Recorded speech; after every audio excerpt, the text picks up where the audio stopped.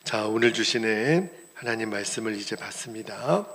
사도행전 24장, 어제와 본문은 같아요. 우리 1절에서 9절까지 한 절씩 먼저 말씀을 받도록 하겠습니다. 1절입니다. 닷새 후에 대제사장 아나니아가 어떤 장로들과 한 변호사 더둘로와 함께 내려와서 총독 앞에서 바울을 고발하니라.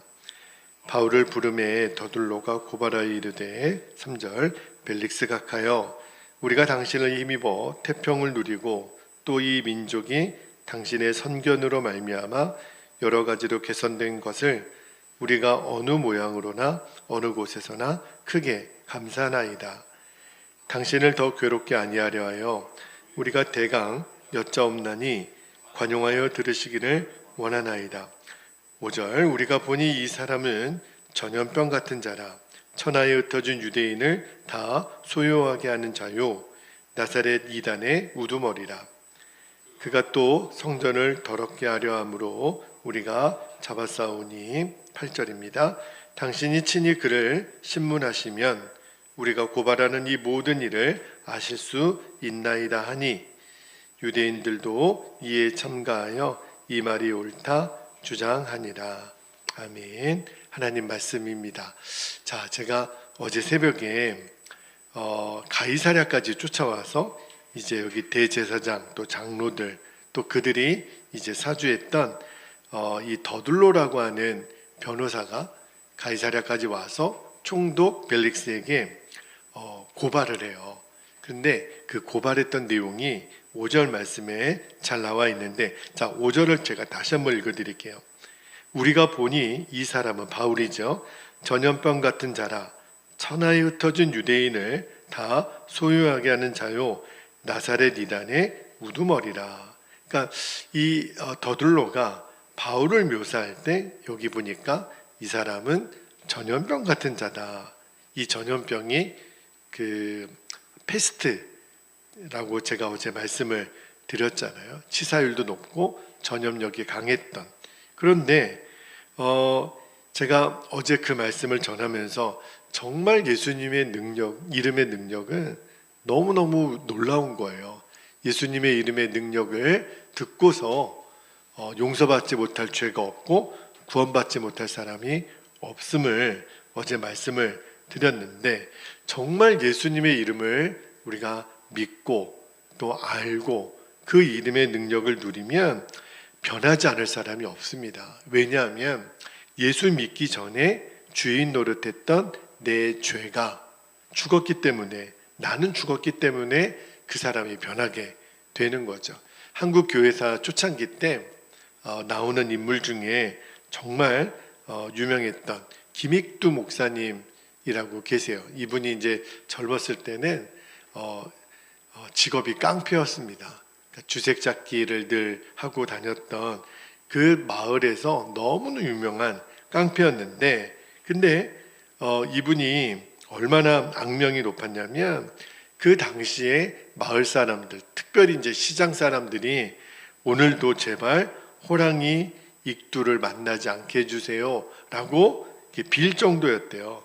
그런데 이 김익두 목사님이 이제 시장에서 이제 복음을 전하는 선교사가 전해준 전도지를 받고 그가 이제 회개하고 예수님을 믿게 됩니다. 그리고 이제 복음을 알게 되니까, 복음은 예수님을 믿어서 내 옛 자아가 죽은 거구나. 그 사실을 김익두 목사님이 알게 돼요.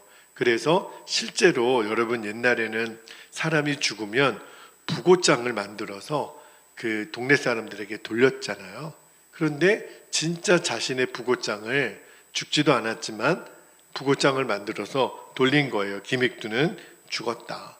그러니까 막 이제 부고장이 돌아다니니까 동네 사람들이 너무 좋은 거예요. 야, 김익두가 죽었대. 얼마나 평소에 잔인하고 악명이 높았으면 사람들이 그렇게 진짜 좋아했을까. 그런데 죽은 줄로 알았던 김익두가 시장 한복판에 그것도 성경책을 들고 나타난 거예요. 죽었다는데 살아서 사람이 돌아다니니까 사람들이 얼마나 놀라요. 그래서 김익두에게 묻지요. 아니, 당신이 죽었다고 부고장에다 돌았는데 어떻게 지금 살아있느냐 그랬더니 김익두 목사님이 이렇게 얘기하더래요.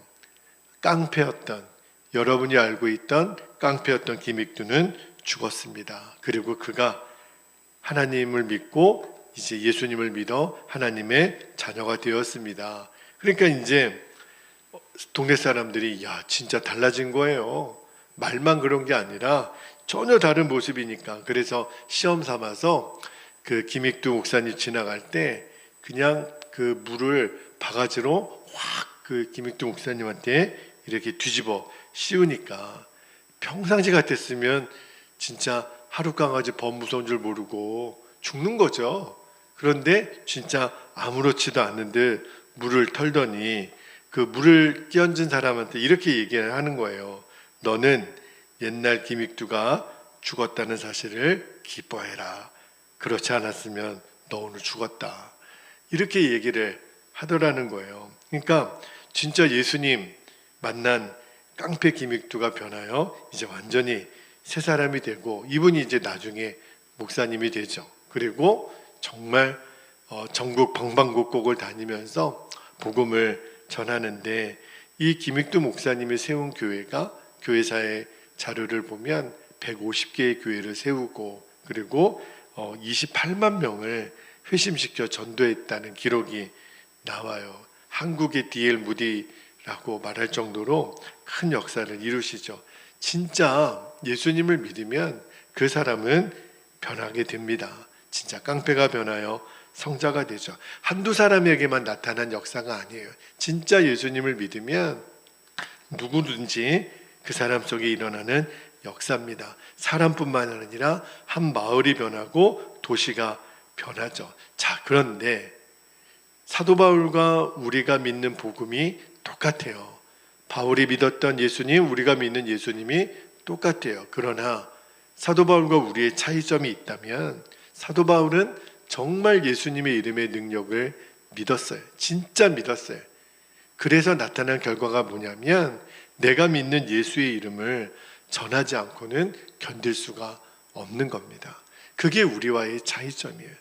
지금 한국교회의 성도들과의 차이점입니다. 물론 우리 중에도 예수의 이름의 능력을 알아서 정말 때를 따라 또 얻든지 못 얻든지 복음을 전하는 사람이 있죠. 그죠? 근데 진짜 우리가 예수님의 이름의 능력을 안다면 우리는 예수의 이름을 전하는 자가 되는 겁니다.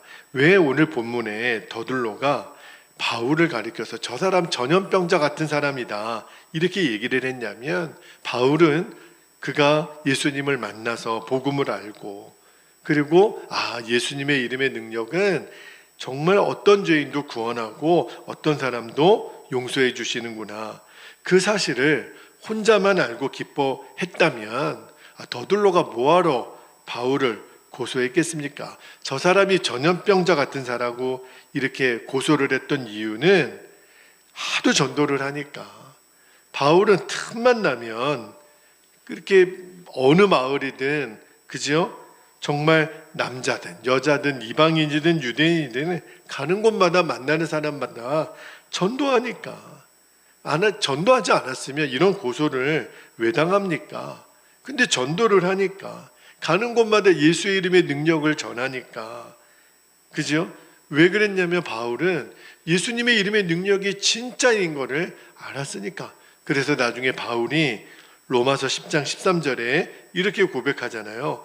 누구든지 주의 이름을 부르는 자는 어떻게 된다고요? 구원을 받으리라. 여기 보면 누구든지 남자든 여자든 유대인이든 이방인이든 어느 곳이든 그죠?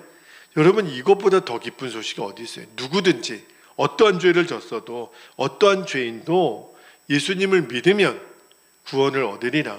용서받지 못할 죄가 없는 거예요. 아무리 악한 사람도 예수님의 이름을 부르면 변하게 된다라는 거예요. 바울이 그 증인이잖아요. 김익두 목사님이 그 증인이잖아요. 그러니까 바울은 정말 예수님의 이름의 능력을 알았던 사람, 그거를 진짜 믿었던 사람이라는 거예요. 여러분 또 하나 바울이 예수님의 이름의 능력을 알게 됐다. 이거는 우리들도 알아요.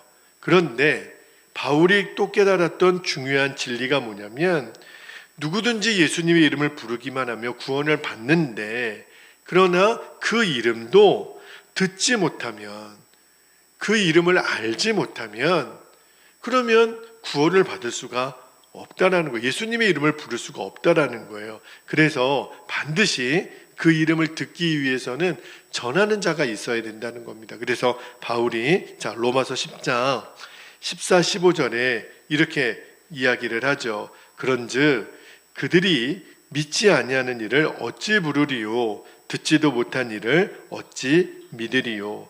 전파하는 자가 없이 어찌 들으리요? 15절에 보내심을 받지 아니하였으면 어찌 전파하리요? 기록된 바 아름답도다 좋은 소식을 전하는 자들의 발이여 함과 같으니라. 그러니까 바울 같은 경우는 다메섹 도상에서 예수님을 직접 만난 케이스였지만, 사실은 바울에게도 바울을 양육해줬던 바나바와 같은 사람, 또 사도들이 있었기 때문에 그 복음을 잘 정리할 수 있었던 거죠. 여러분, 저와 여러분도 어떻습니까? 누군가로부터 우리도 복음을 전해 들은 거잖아요. 누군가의 전도를 받은 거잖아요. 여러분, 바울은 예수님의 이름의 능력을 체험했어요. 정말 이거보다 더 놀라운 은혜, 이거보다 더 놀라운 축복이 없는 거죠. 그런데 이 놀라운 은혜와 축복이 나만을 위한 게 아니구나 하는 거를 바울이 깨달은 거예요. 그래서 예수님의 이름을 전하며 산 거죠. 왜냐하면 예수님의 이름을 전하면 나를 변화시킨 예수님의 이름의 능력이 그 복음을 들은 사람들도 다 변화시키니까. 그죠? 어떤 환난과 어떤 어려움이 와도 누가 바울을 막습니까? 진짜 바울을 이대로 놔뒀다가는 이러다가 로마 전체가 예수님의 이름으로 물들 것만 같은 거예요. 그래서 이 더둘로, 특히 이 대제사장, 장로들이 떼거지로 가서 바울은 전염병자다 이렇게 지금 고소하는 거잖아요. 그들의 고소 내용이 아주 터무니없지만, 그러나 그 바울은 전염병자다 이 표현은요, 너무너무 바울이 어떤 사람인지를 보여주는 거잖아요. 그리고 그들이 표현했던 예상 그대로 바울을 포함해서 바울처럼 예수님의 이름을 전하는 일에 생명을 걸었던 사람들에 의해서 결국은 로마가 십자가 앞에 무릎을 꿇습니다. 그렇게 핍박했던 로마가 이제 381년에 그들이 기독교 국가로 선언하게 되잖아요. 여러분, 우리가 예수님의 이름의 능력을 안다면, 예수님의 이름을 누구든지 들으면 죄사함을 얻고 구원을 받는다라는 것을 안다면, 우리는 예수님으로부터 보냄받은 자들인 것, 예수님의 이름의 능력을 전하는 사명을 받은 자들이라는 것을 잊을 수가 없는 겁니다. 왜냐하면 주 예수의 이름을 부르기만 하면 구원을 받으니까. 그죠? 예수님의 이름에 권능이 있으니까. 그러니까 그 이름을 듣지 못해서 지금도 죽어가는 영혼들이 우리 주변에 얼마나 많은지. 실제로 우리가 가족 전도를 하지만, 그리고 친구들 전도를 하지만 정말 복음을 제대로 전하지 못하는 일이 많습니다. 그냥 교회 나오세요, 또 교회 나오면 좋아요, 이 정도지 진짜 십자가 복음, 그리고 사실은 내 자신이 전도가 되는 거죠.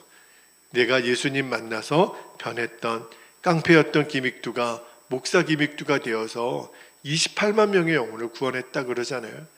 그러니까 내 자체가 전도가 되는 것, 그죠? 우리를 구원해 주신 하나님의 뜻은 너무너무 분명합니다.